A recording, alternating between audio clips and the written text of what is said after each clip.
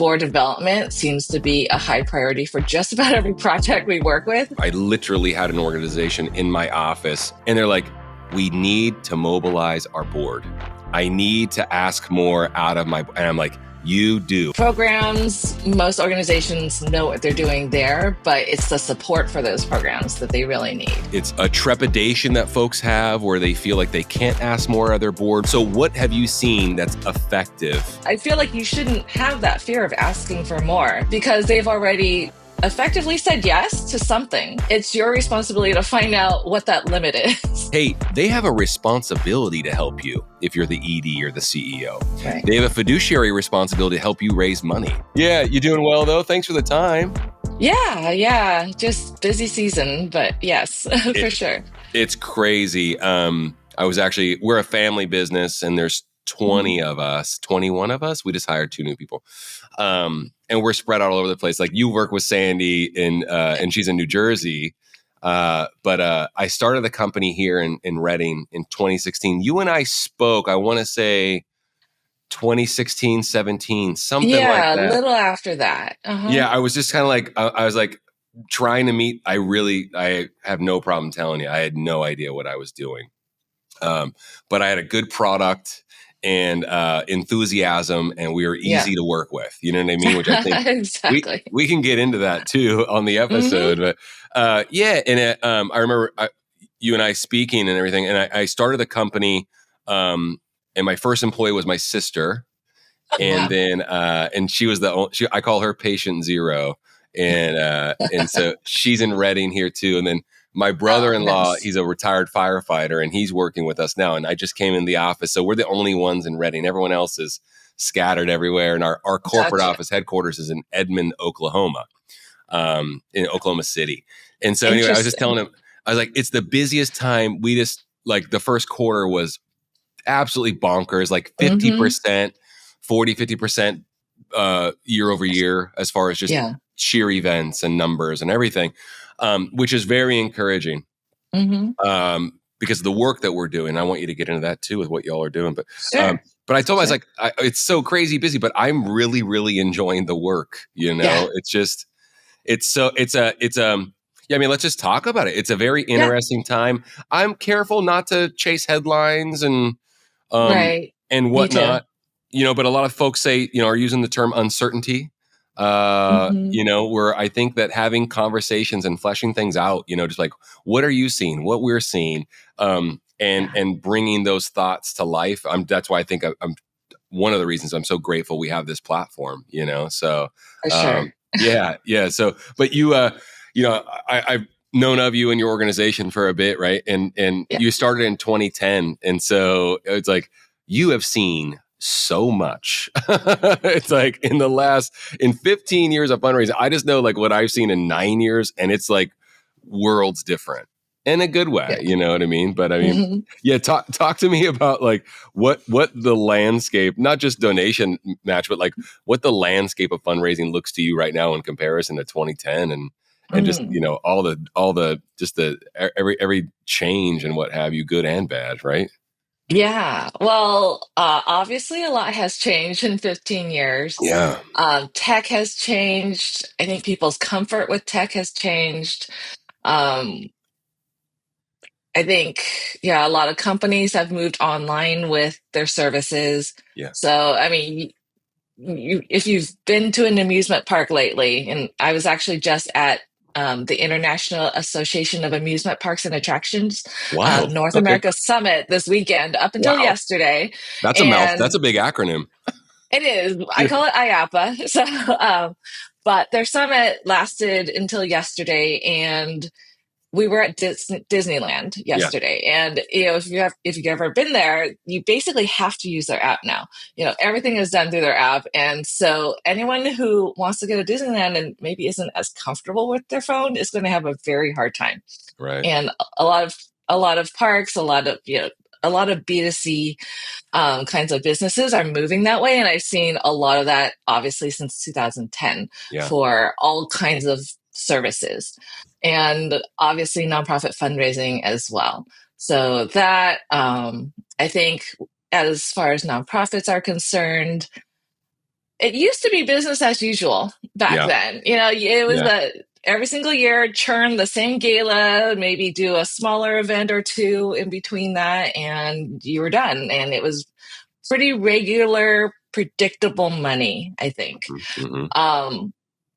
I feel like social media and the adoption of it may have disrupted it a bit, where organizations that grasped the power of social fundraising, telling their story online or what have you. Yeah. Exactly. Started to grab people's attention.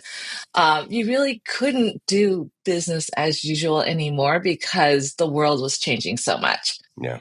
And I think 2010 may have been when a lot of people were just starting to jump onto Facebook, for example. Totally. And now we're several different platforms ahead of that. And I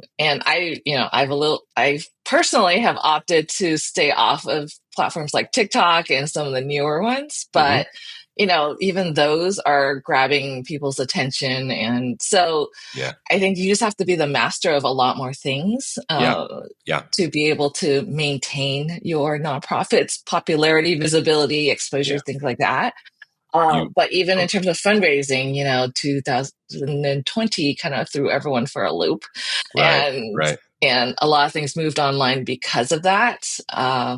But even now, this year, nonprofits are realizing that they can't depend on government funds necessarily anymore. Yes, uncertainty about that is really rocking a lot of nonprofit unknowing, worlds. just unknowing. Exactly.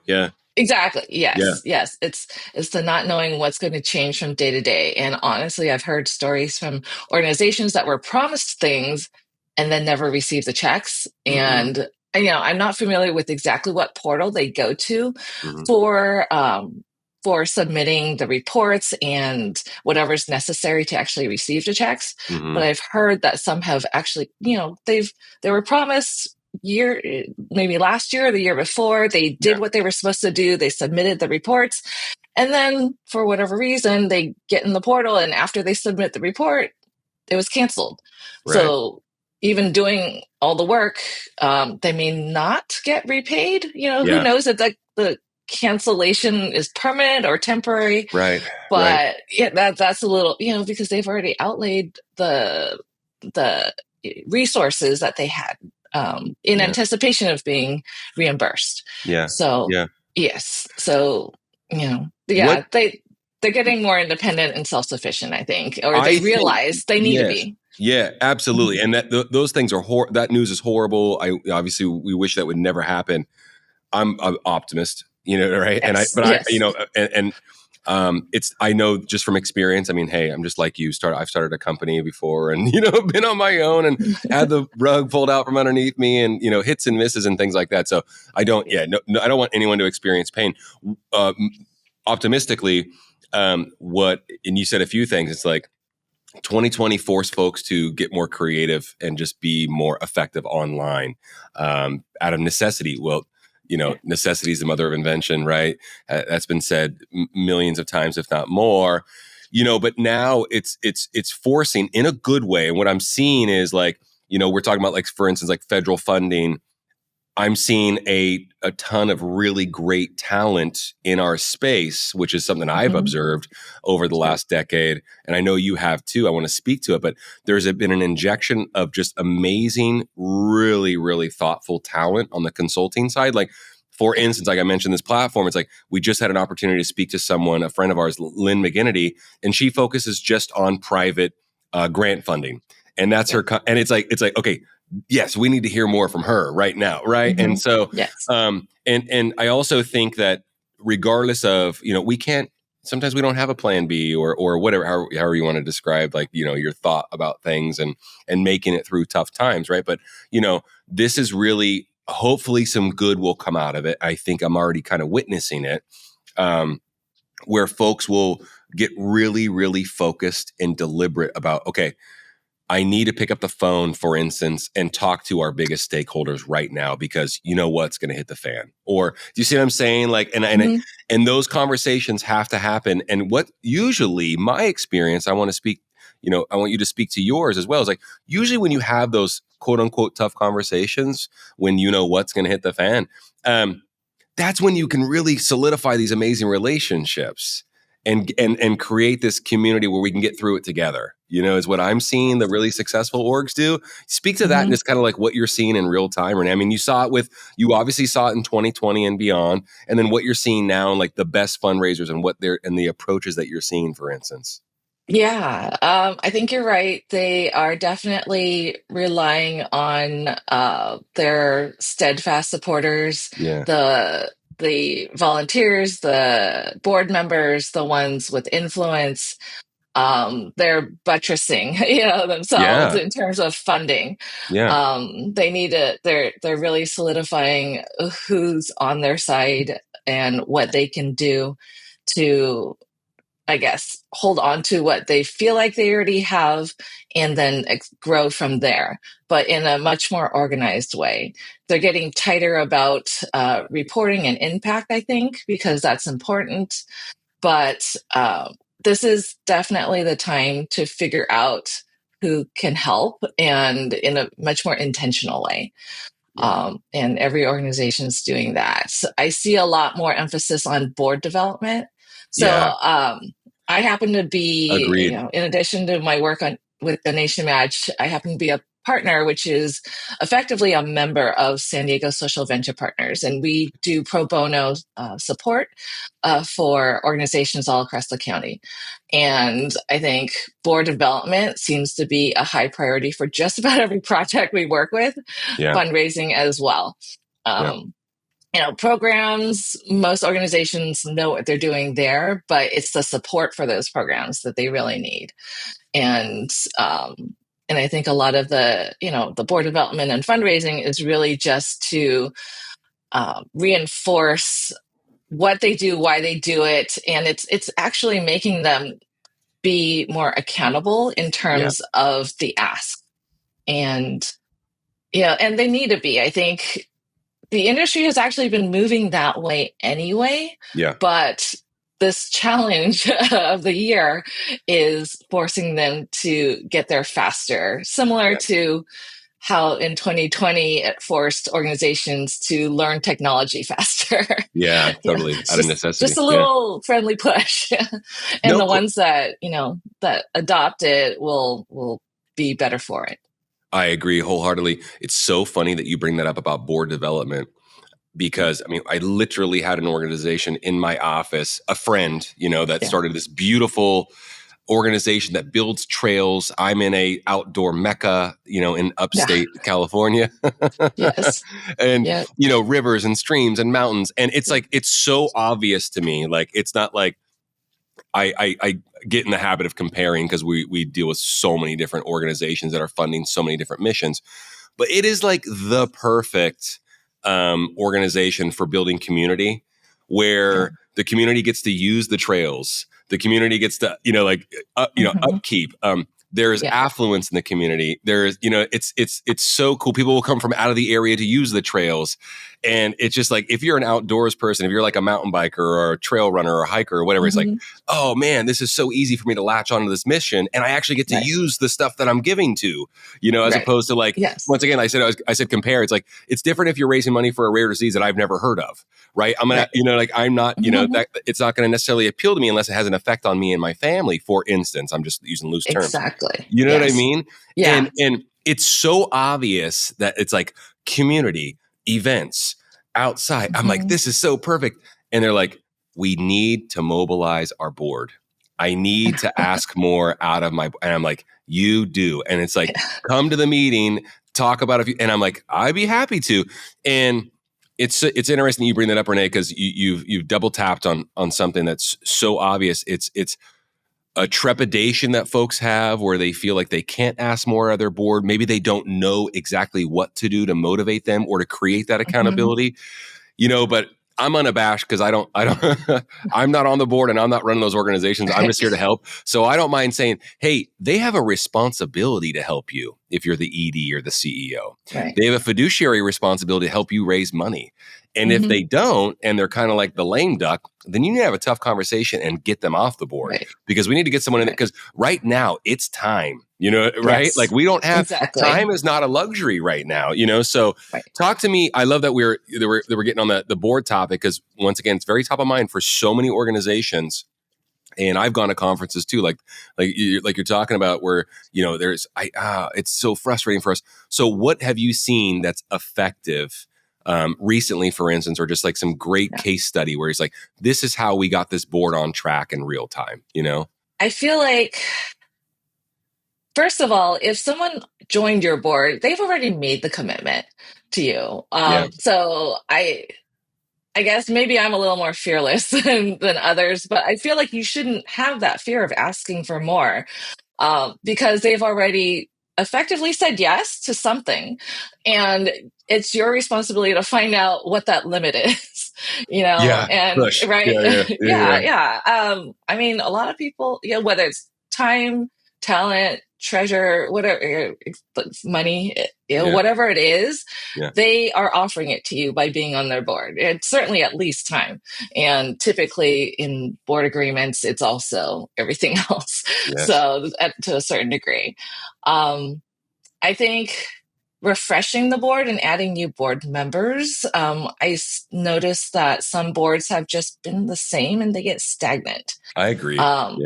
And diversity in your board is helpful, because you do want those with experience, and those are the ones that I feel like, just in general, I'm not, there's no specific organization I'm thinking about, but a lot of the ones I've encountered tend to have boards that have been around a long time. And honestly, even the executive directors realize that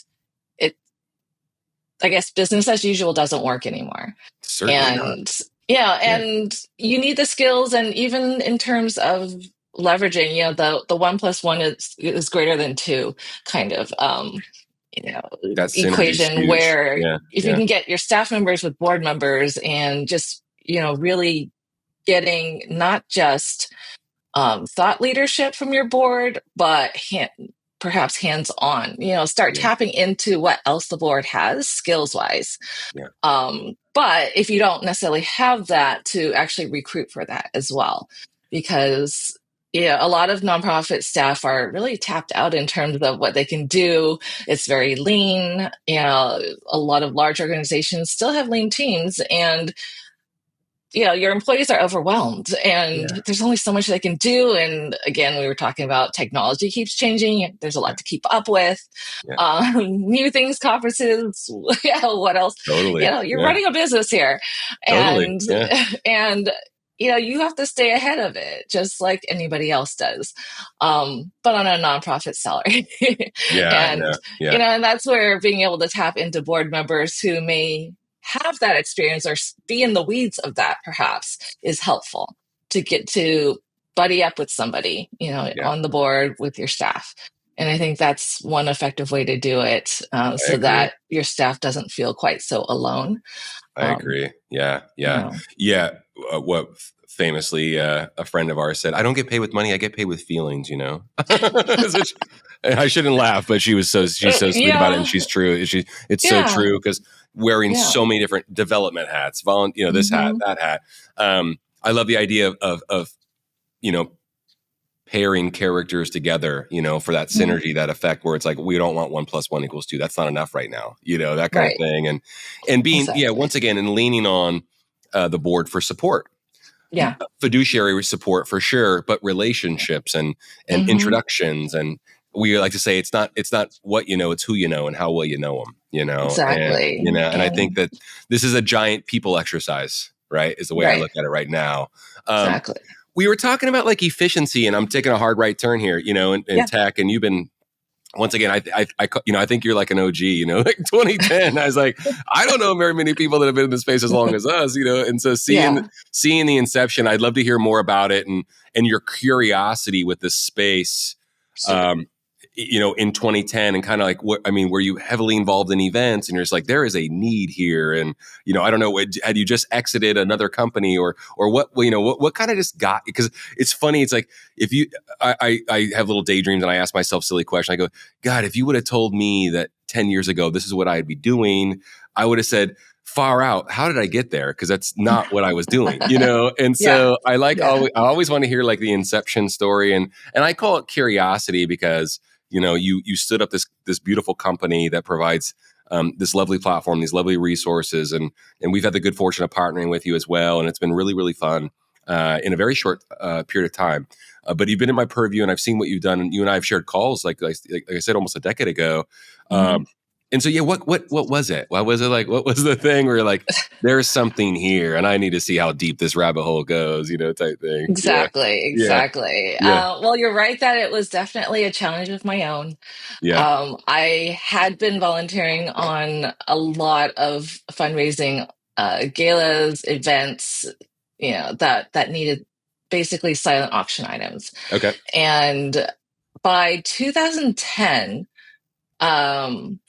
I think I pretty much started doing that in perhaps 2004.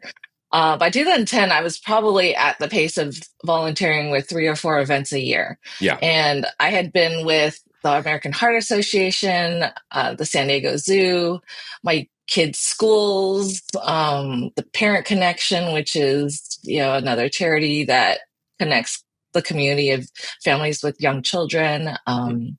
It's probably some I'm forgetting, actually, but but so many of those. And once, as many nonprofit volunteers know, once someone understands that you have auction experience and you like it, exactly, they're like, they come reel you on, in, and you're before in. you know it, before you know it, you're chairing it.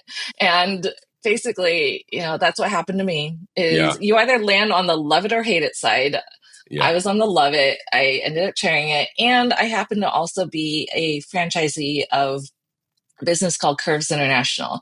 Oh, Curves. Yeah, cool. Yeah. So they were awesome. the fastest growing franchise in the world, I think, in one of the early 2000 years. And basically, I had 3 clubs here in San Diego. I was in a marketing co-op with about, I think, 50 other owners. There were 65 locations in the county. And we had decided as a group that we wanted to get more involved in charity work. And we were already doing things like wardrobe, business clothing drives for Dress for Success, and food drives, which the whole company-wide Curves Food Drive was an annual initiative. But basically, we were doing things for charity anyway, but we wanted to go farther locally. And so we partnered with the Heart Association. And then, of course, as we started to realize we wanted to do more charity, work support, and we were already being asked for gift certificates for memberships from our own members for their own charity events.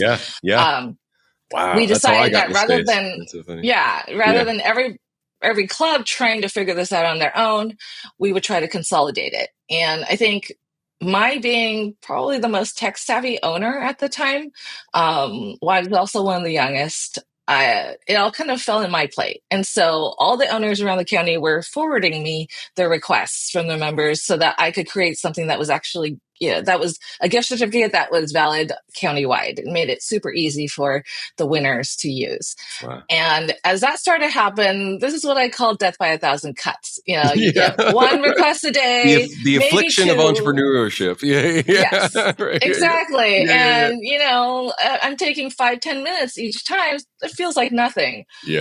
Once that starts to happen almost every day, it's no longer nothing, once you actually quantify it. And so I started wishing for an easy way to accept donation requests. And basically, this is what I created Donation Match to do, to help me accept requests through one portal, to validate all the organizations and the contacts for me, to be able to create a gift certificate that I could e-deliver easily and automatically track that donation. So that was what I wanted from the donor company side. I talked to other business owners that I knew and restaurant owners who basically said, yeah, I don't have or business managers really, also who said, I don't have the time to handle this. Unfortunately, a lot of our requests go in the garbage can. And, and I hate that because as an auction volunteer and business owner, I could totally see the win-win synergy of this. It was a huge opportunity. Yeah. Exactly. Yeah. It's great for the business and it's great for the nonprofit who can earn money with it. And so as I started to see that and talk to more companies and marketers, I thought I actually wanted someone else to build it. And it took, this was in 2008. I was like, come on, please, somebody do this so I can use it. Yeah. And from the nonprofit side, it was really frustrating to me because I would approach businesses sometimes with 3 different letters at the same time. Like I said, I was working on multiple events every year. Yeah. And they'd say, well, we're not accepting requests right now. It's out of season. Maybe they're, perhaps their cause of the year wasn't the type that I was soliciting for. Yeah. Or again, I would submit something and just never hear back. Yeah. And it wasn't because they didn't want to donate. It was because they were too busy to handle it.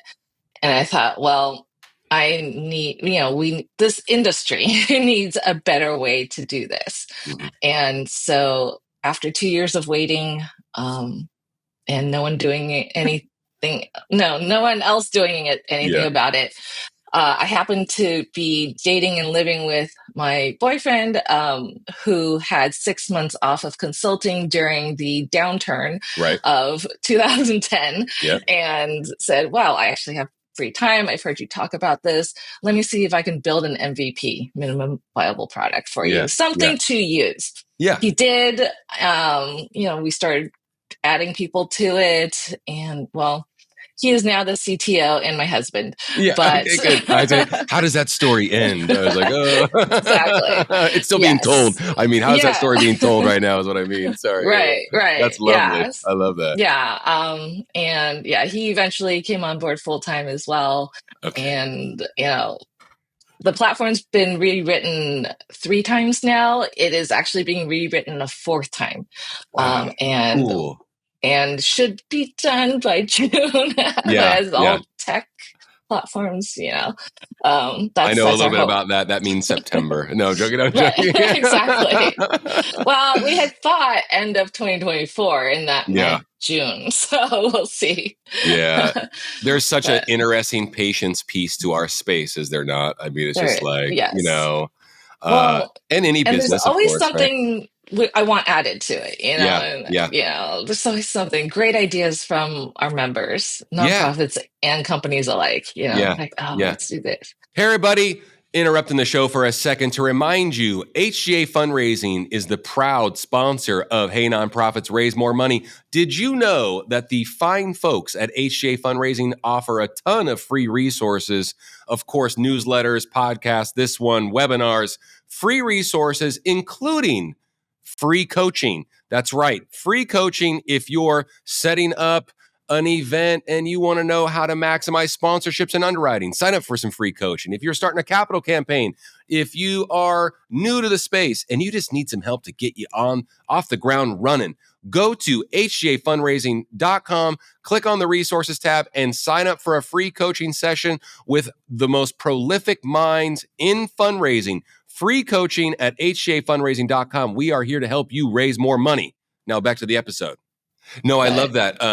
You've fostered some really good feedback just from being involved in so many events, I'm assuming, right? And just optimize the experience. Yes. And then the landscape, you're so funny because like I'm on this like whatever, like this soapbox going, let's make the silent auction cool again, which is, I say synonymous with the online auction, right?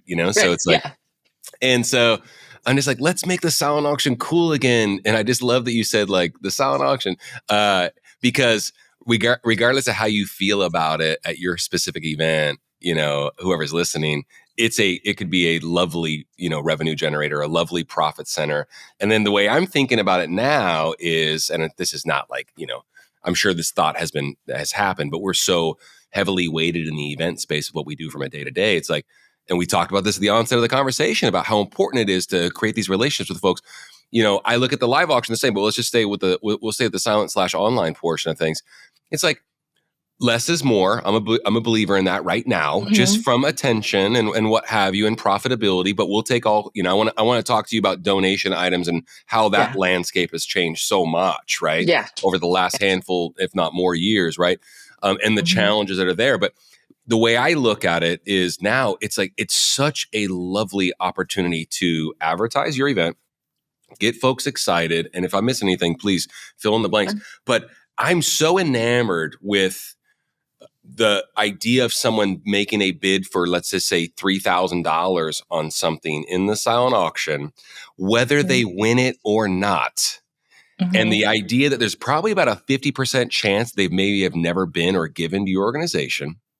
And the opportunity, I'm throwing some numbers out there. Those are made up on the spot sometimes. But but you get my point. Like, there's a good chance this person is never given at that level, but they saw this thing they wanted, this item, and they were willing to give $3,000. And like, how hard does your development team have to work to identify and cultivate a $3,000 or what folks would call a mid-level donor? I mean, it's like, there's just so much to unlock here and so much potential. And then I'm also a big, I want to talk to you about efficiency, and whatnot, how to stand these things up efficiently now versus how we were doing it in 2011 or what have you, but I just think there's so much opportunity. So I'm glad you're like, hey, I identified this need with the silent auction. I asked a question in that rant, and one was, you've seen so much change in the donation space because it is your space and you own it. And so what is that looking like? And what can you tell the audience about like challenges they might be facing and how to overcome that? And if you're a believer, you don't have to agree with me that less can be more, and let's be real methodical about what we're putting out there, or use like, hey, put it all out there and let's just see what happens type thing. Like, I don't care if you don't have to agree with me at all, but that space has changed a lot just in the last handful of years, with donation items and the ability to procure them effectively as well, right? I mean, that's what we've seen at least. Yeah. Talk about that a little bit, Renee. Yeah. So I think along with what I mentioned before, companies getting online, trying to streamline things for themselves. In 2010, it was probably easier to walk into a store, a business, a restaurant, whatever, whatever's local to you, hand over a letter and get something back, even on the spot. These days, and I think there are a lot of contributing factors to it. Trust is a little bit of one. Perhaps more oversight of what they give is another. Being, the company being more intentional about what they do and wanting what to missions track they more. align with. Exactly. Exactly. All of that, is making it harder to do, things in person. I think my personal opinion is that it does help the business a lot that way, but it's not necessarily easier for volunteers. But, again, that's what Donation Match is trying to solve for, that you don't have to go door to door. You pop on, you put your information in, and it just pops up in front of you. But in terms of donations themselves, I feel like there are more gift certificates and items to redeem rather than physical goods. I think a lot of, definitely from before 2010 until now, I almost feel like online auctions are a lot easier because you don't necessarily even have to think about this physical basket with, whatever it is inside. There are just so many things you can now redeem, a gift certificate to a store rather than an online store, even rather than having to come pick up this exact thing. Honestly, I think it's partly marketing driven in that you're not, the company may have things they just want to get rid of, but it's not going to drive users to your store if you just drop something off and just hope that they know where it came from and that they come back. Right. So, with digital marketing and wanting to track the basically to attribute where customers are coming from, you're getting a lot more digital redemption types of donations. I think, I'd like to think that companies are donating more because social responsibility has become more of a forefront topic. I know that, like I mentioned, being at the IAPA Summit this weekend, two very large amusement park chains both talked about community and how they give back as part of their success. They did it in several different ways, but it was definitely at the forefront, and it came up in both presentations without having to be. Unprovoked. So it's almost expected, which is, I agree. Good for nonprofits who do good work in their communities. But I also think that with companies taking more of a marketing lens to this, like I was saying, they want to attribute the success and the return on their investment, the ROI of what they're donating. It now kind of falls under marketing just as much as PR and being able to justify it. And that in itself is translating, and I'm seeing this within Donation Match too, and with the conversations I have with donor companies as they're onboarding, that they want to know that they're getting promotion.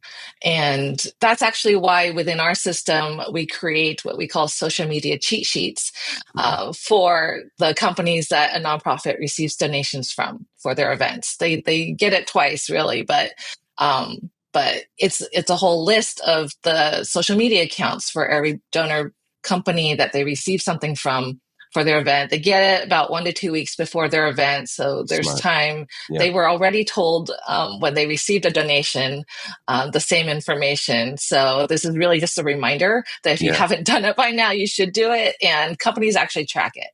And, so, you need to tag them. And so this is how I'm noticing, and we purposely built it into our system.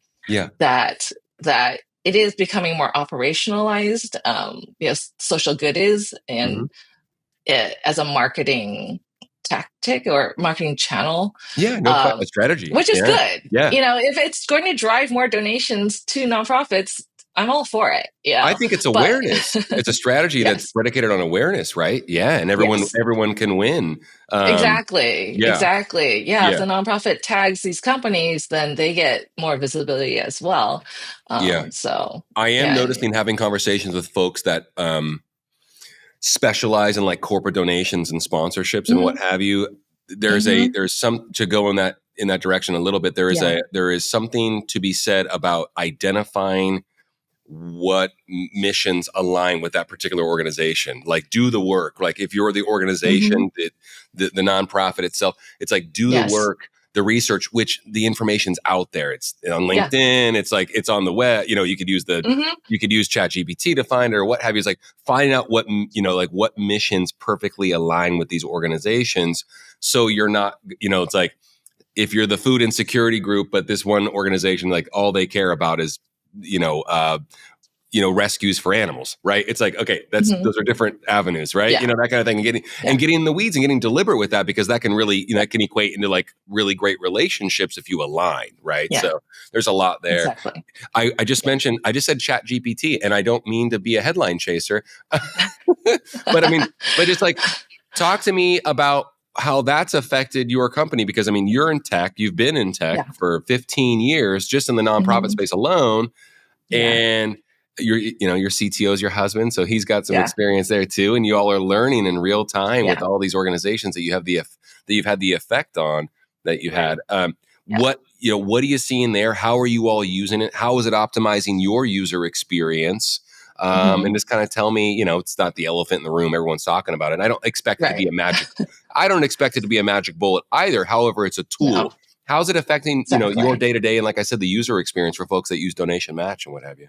Yeah. So, so our current platform doesn't really use it much, but that's because we are trying to use it more in the new platform. And so Yeah. we've kind of left that behind until the new one gets launched. Yeah. But in terms of AI, it's really interesting because I'm noticing that, at least in the nonprofit world, it can help everybody, Yeah. honestly. Like, once I started using it myself, yeah, it's one of those things where once you see something, you see it everywhere, right? So, Yes.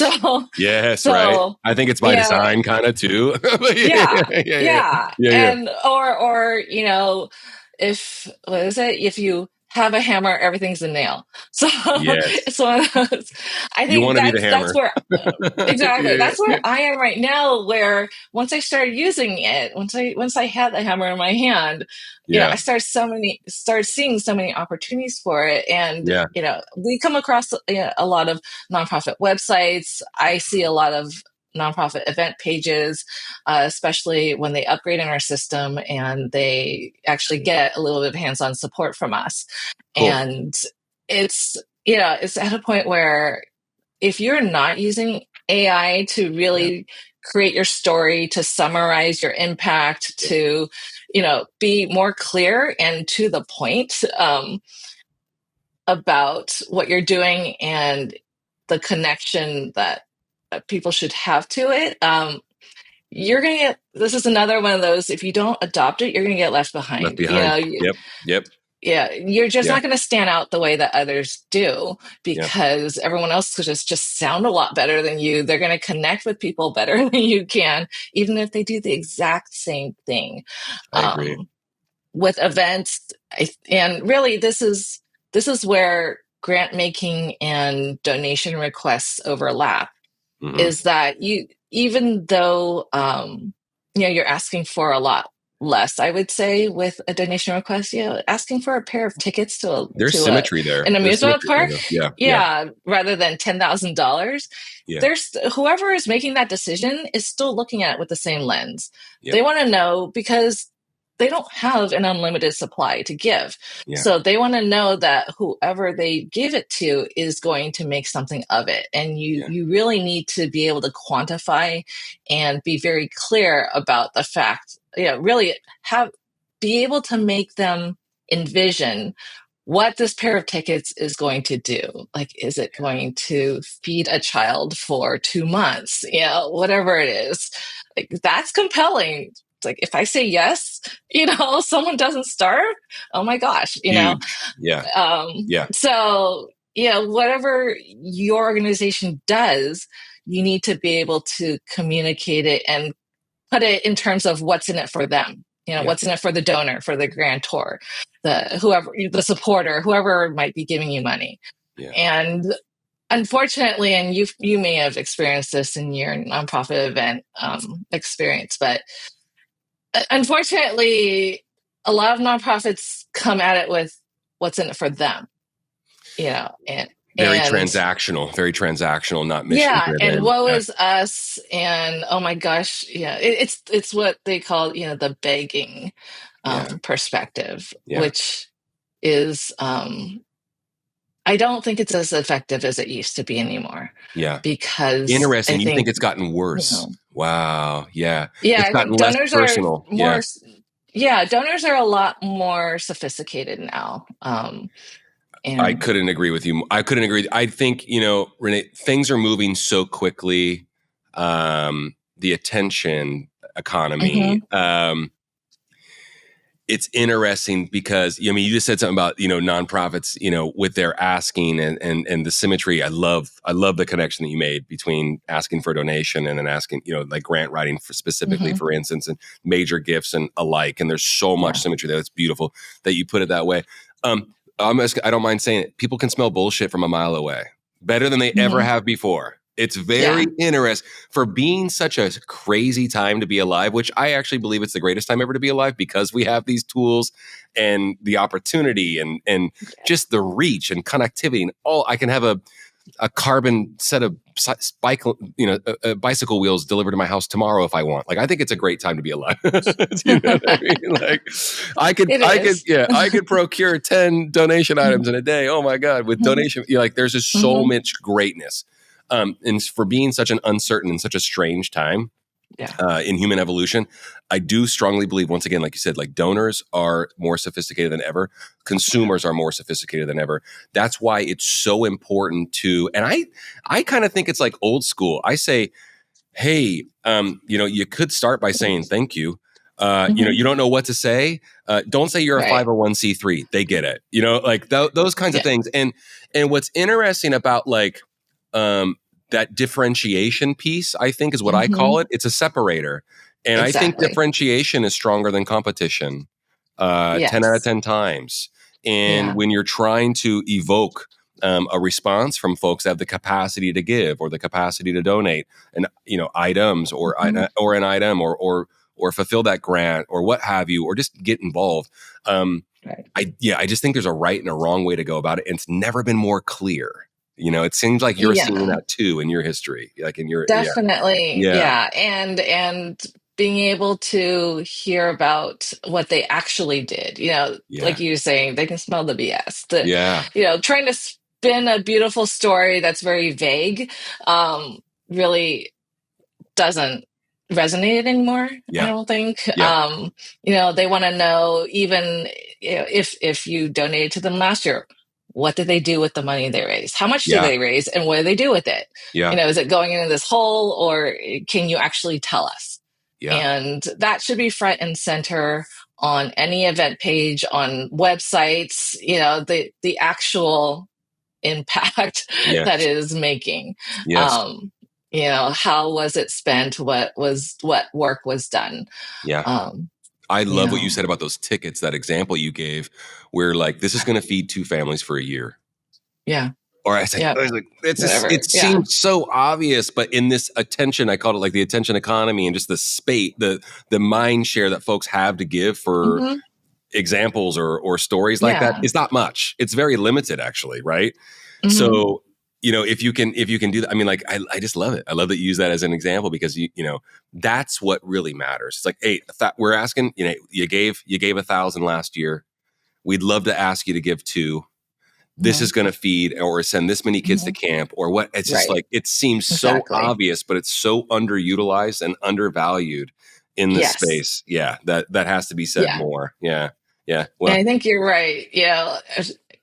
For whatever reason, a lot of people start with we're a 501c3. You know what? They're going to check that anyway, whether you say it or not. It's going to get verified. Don't worry about it. And then, hey, we get involved. There's, if someone locally reaches out and says, hey, we are experiencing illness in our family. It's like, hey, if my heart is attached to it and I want to help, it actually, at the end of the day, that doesn't even really matter to me. Like, I like you. I trust you.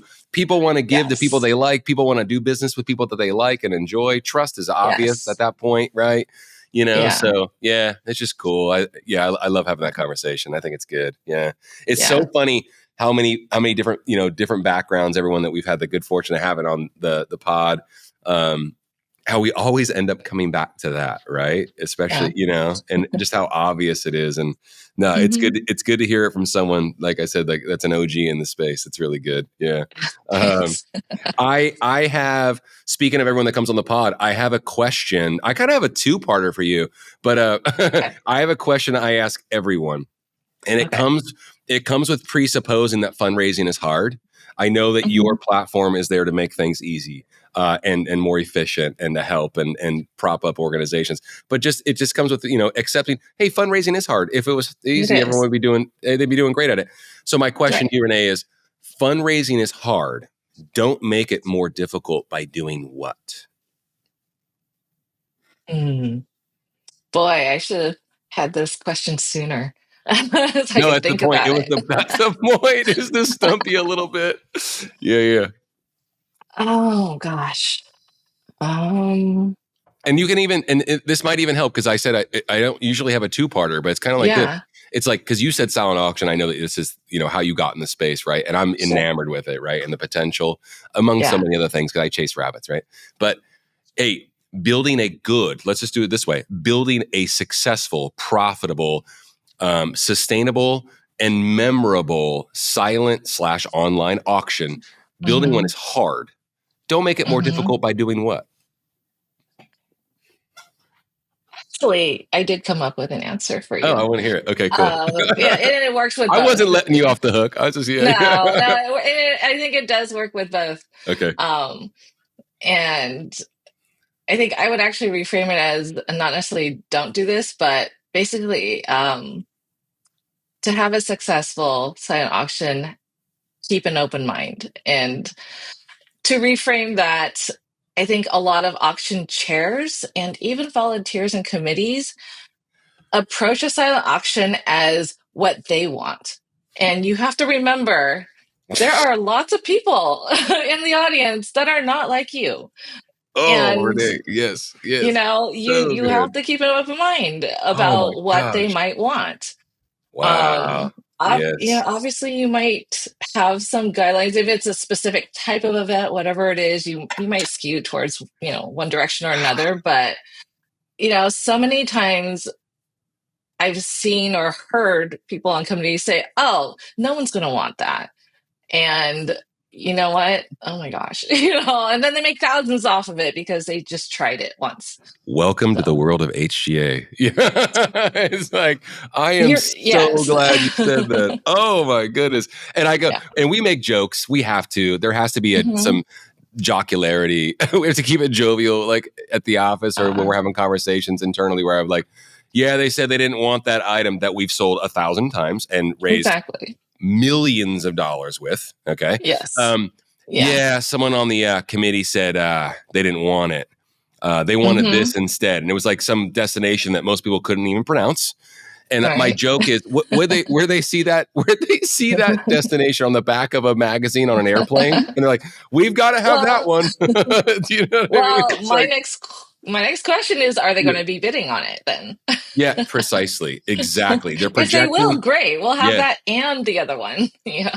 Let's let them gosh. buy that one.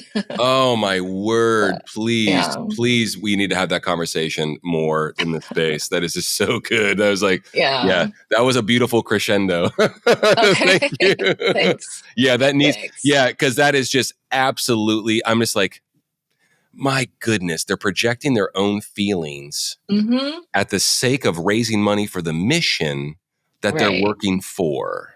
Right. The organ, Yeah. it just drives me, as you can tell, I'm getting very red. It drives me batty. Yeah.